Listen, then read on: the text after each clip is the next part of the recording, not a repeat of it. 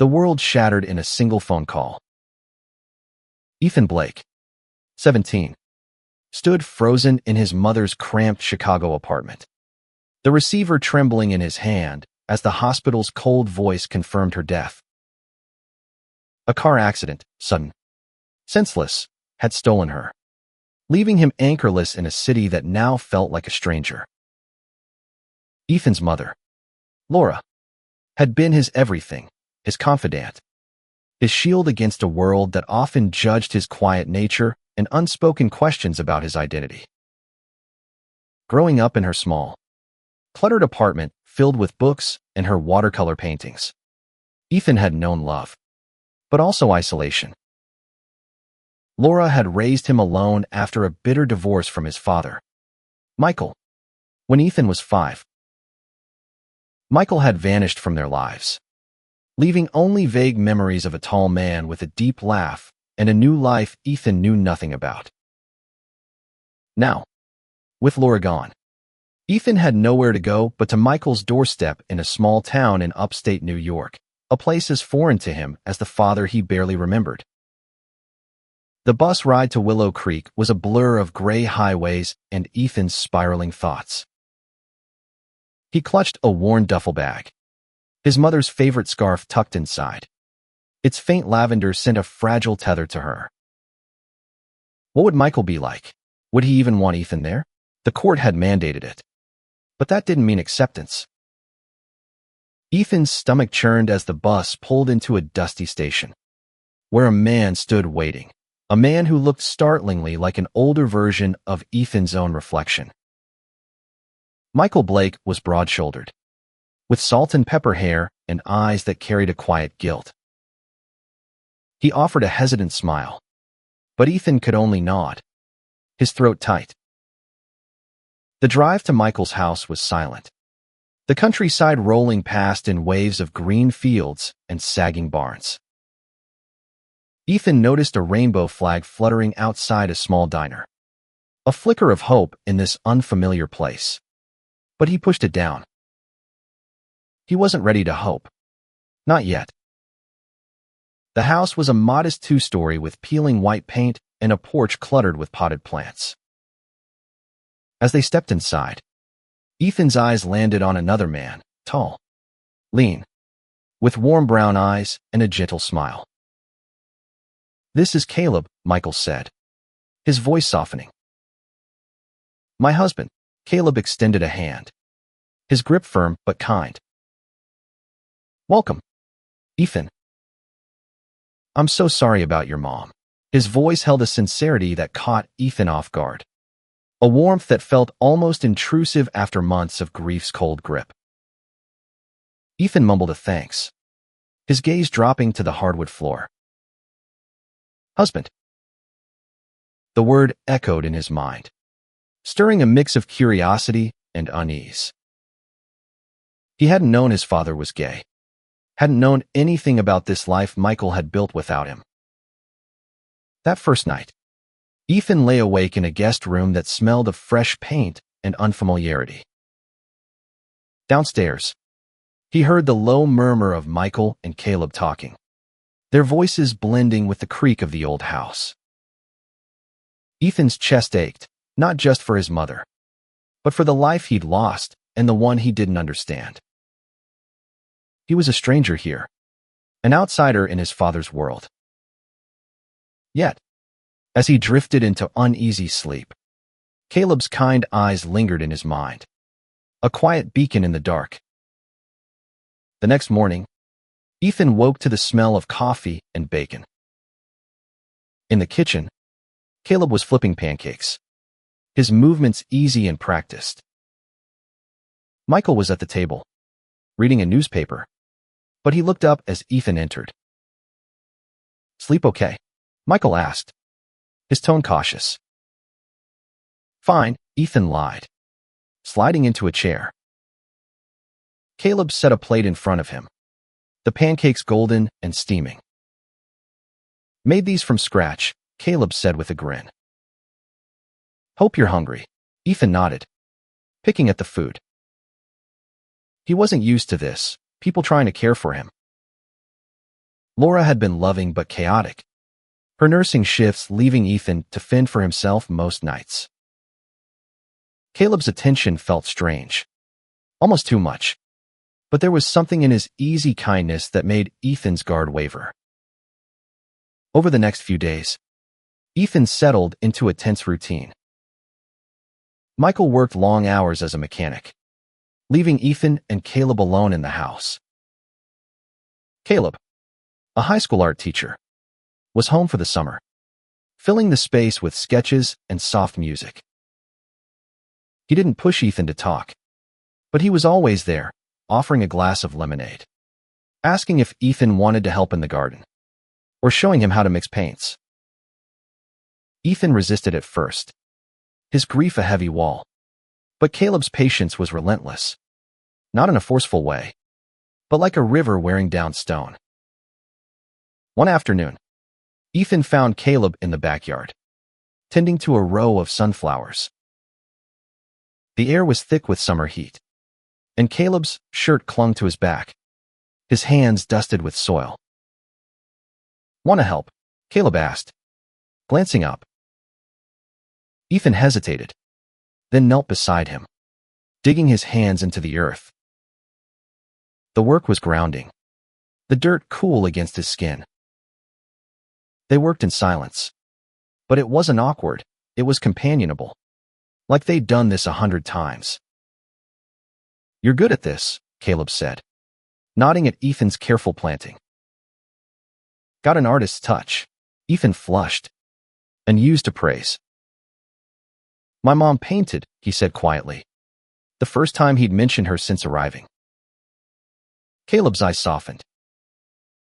"She must have been talented." "You've got her eyes. You know." The words hit Ethan like a wave, stirring a mix of pain and warmth. He looked away, focusing on the soil, but Caleb didn't press. Instead, he handed Ethan another seedling, their fingers brushing briefly. The touch was fleeting, but it sent a jolt through Ethan, a spark he didn't understand but couldn't ignore. That night, Ethan lay awake again, replaying the moment. He'd never thought much about his own feelings, too consumed by surviving his mother's illness and death. But now, in this quiet house, with Caleb's kindness seeping into the cracks of his grief, something new was stirring. It scared him, but it also felt like waking up. Weeks passed, and Ethan's life in Willow Creek began to take shape, though it felt like a borrowed one. The town was small, its streets lined with clapboard houses and a single grocery store where everyone seemed to know each other. Ethan felt like an alien, his Chicago edge clashing with the slow rhythm of rural life. Yet, Caleb's presence was a constant, a thread of warmth weaving through the awkward silences with Michael. Michael tried, Ethan could see that. He'd ask about Ethan's day, offer to take him fishing, or share stories about his own childhood.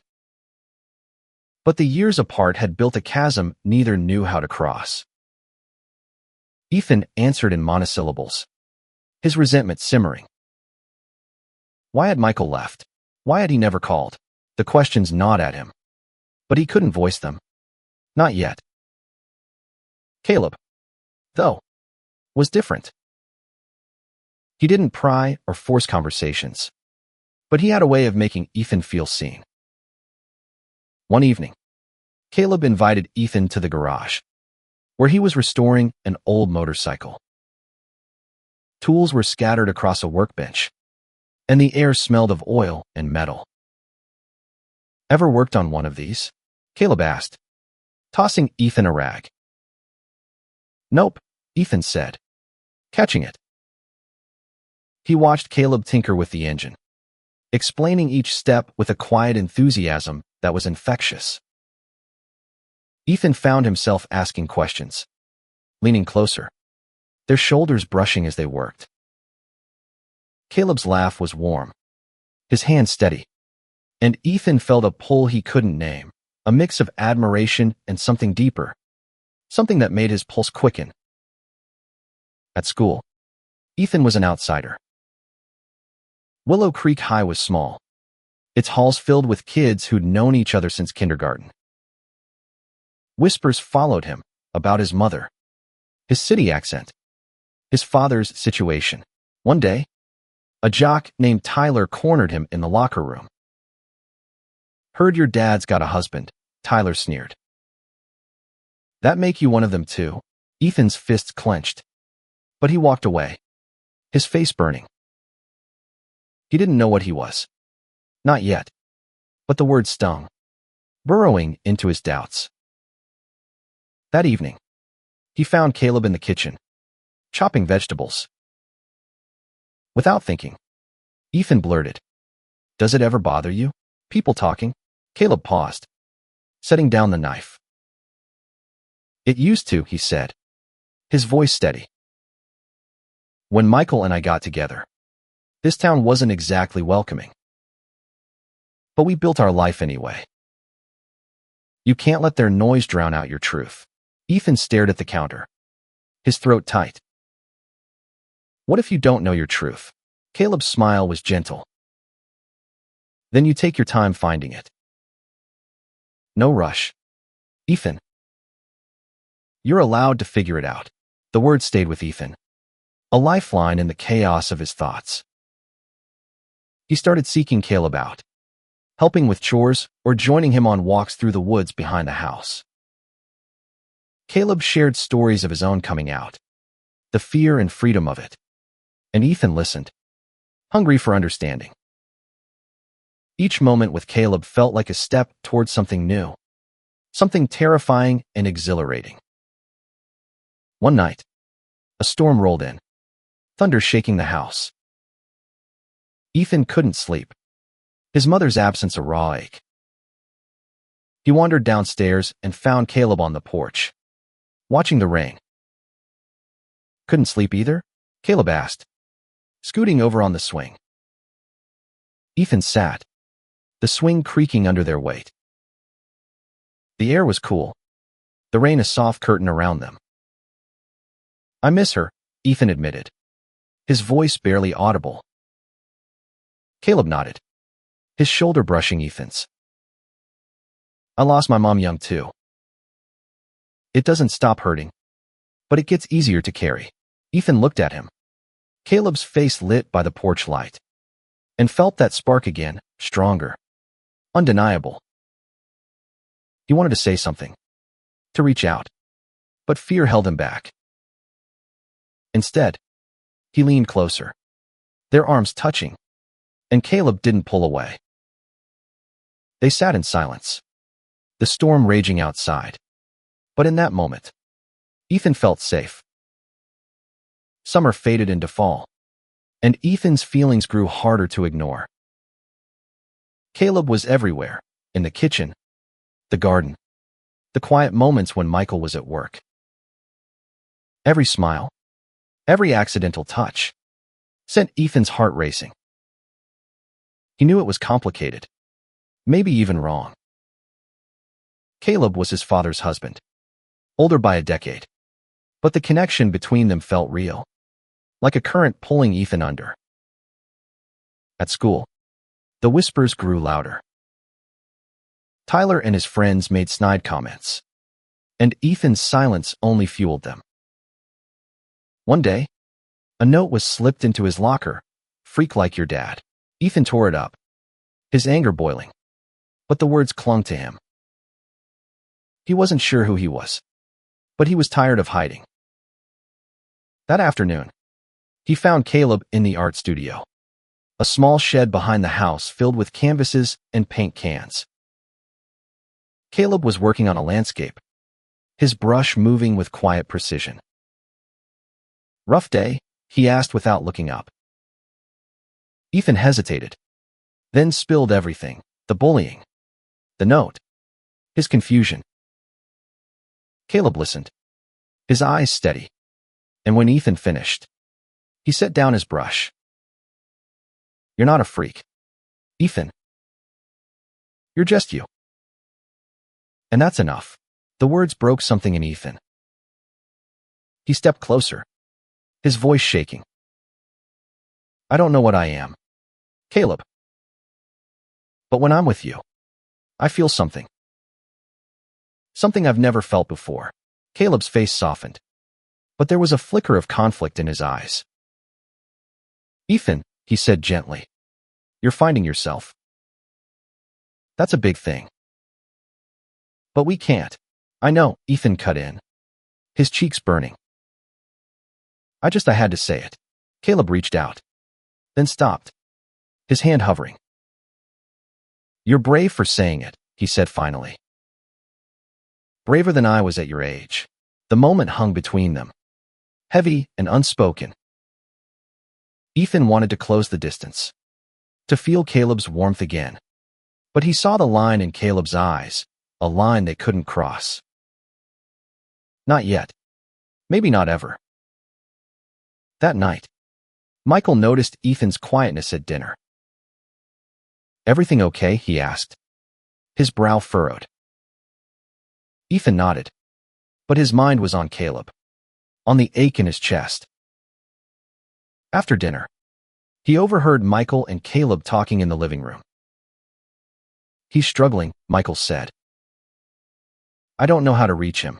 Give him time, Caleb replied. He's carrying a lot. But he's strong. Michael. Stronger than he knows. Ethan's heart twisted. He wanted to be strong, but he felt like he was unraveling. The next day, he skipped school and wandered to the hill behind the house, where he and Caleb had planted sunflowers. The flowers were wilting now, their heads drooping, but the view was still beautiful, fields stretching under a gray sky. Ethan sat, pulling his knees to his chest, and let himself cry for the first time since his mother's death. Caleb found him there an hour later. Mind if I join you? He asked, sitting beside Ethan. They didn't speak for a while, just watched the clouds shift. Finally, Caleb said, You don't have to have all the answers, Ethan. Just keep asking the questions. Ethan looked at him, his heart pounding. What if the answers hurt? Then you face them, Caleb said. And you don't face them alone. Their eyes met, and for a moment, Ethan thought Caleb might lean closer. But Caleb stood, offering a hand to pull Ethan up. The touch lingered, a silent promise, and Ethan held on to it as they walked back to the house. Winter came to Willow Creek, blanketing the town in snow.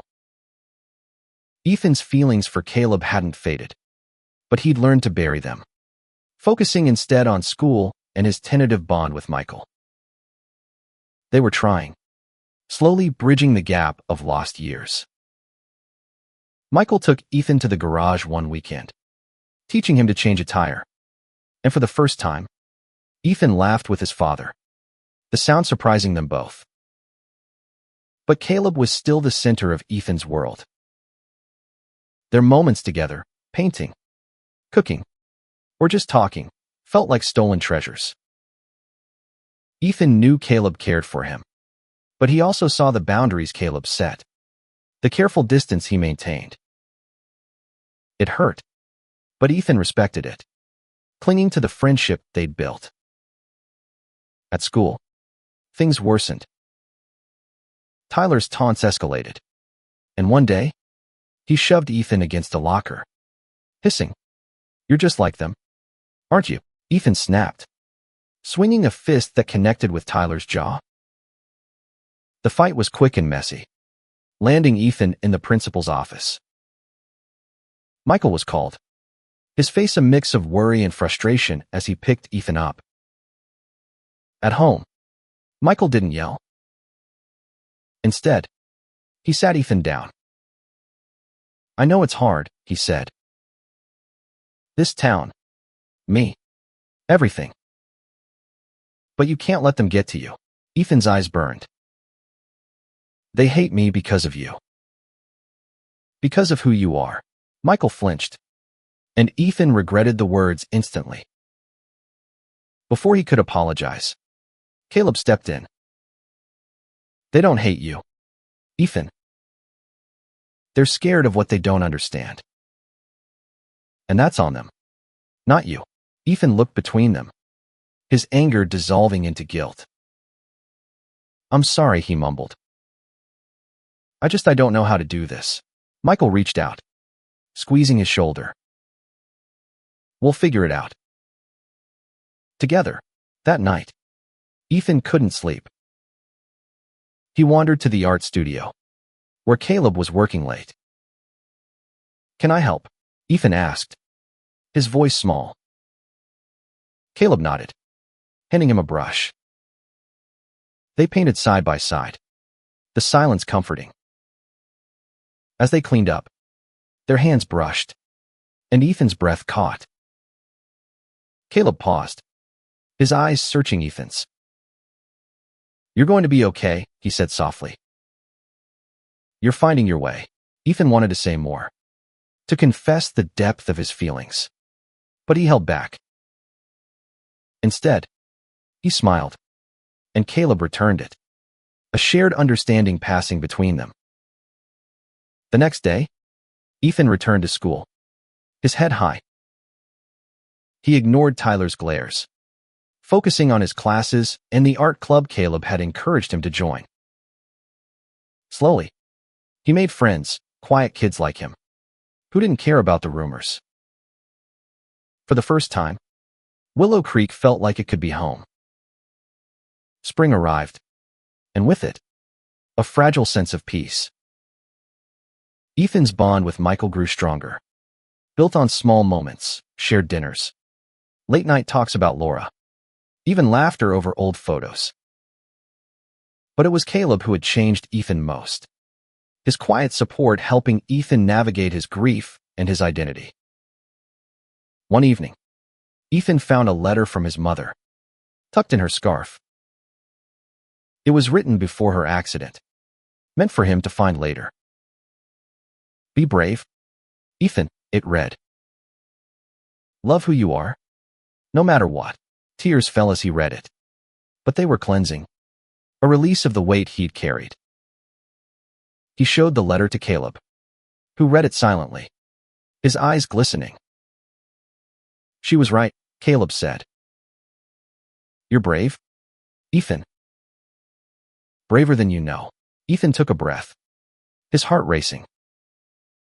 Caleb, I think I love you. Not just as a friend. I know it's complicated, but I had to say it. Caleb's face was unreadable for a moment, then softened. Ethan, he said gently, I care about you, more than you know.